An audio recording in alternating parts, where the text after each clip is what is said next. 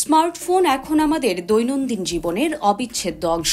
এই ফোন একটু পুরনো হলেই নানা সমস্যা দেখা দেয়, যেমন ফোন গরম হয়ে যাওয়া, গতি ধীর হওয়া, হ্যাং হওয়া, চার্জ হতে বেশি সময় নেওয়া সহ নানান সমস্যা। তবে কয়েকটি সহজ টিপস জানা থাকলে এই সমস্যা নিজেই সমাধান করতে পারবেন। চলুন জেনে নেওয়া যাক ফোনের চার্জ হতে সময় নিলে কিভাবে তা সমাধান করতে পারবেন। ফোনের কভার ব্যবহার করা থেকে বিরত থাকুন। বিশেষ করে গরমকালে যখন ফোন চার্জে দিচ্ছেন, কভারটি খুলে ফেলুন, কারণ ফোনে যদি কভার থাকে তাহলে ব্যাটারি হিট হওয়ার সম্ভাবনাও বেড়ে যায়। তাই কভার সরিয়ে ফোন চার্জ করুন।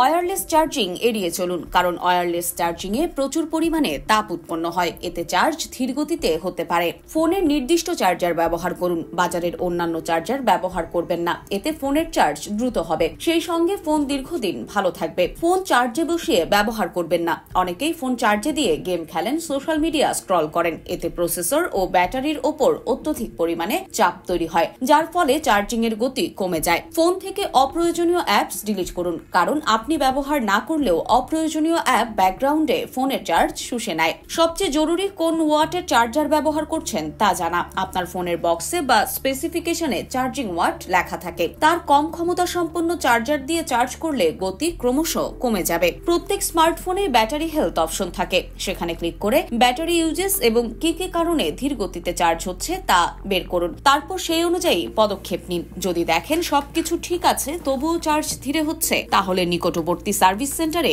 যোগাযোগ করুন।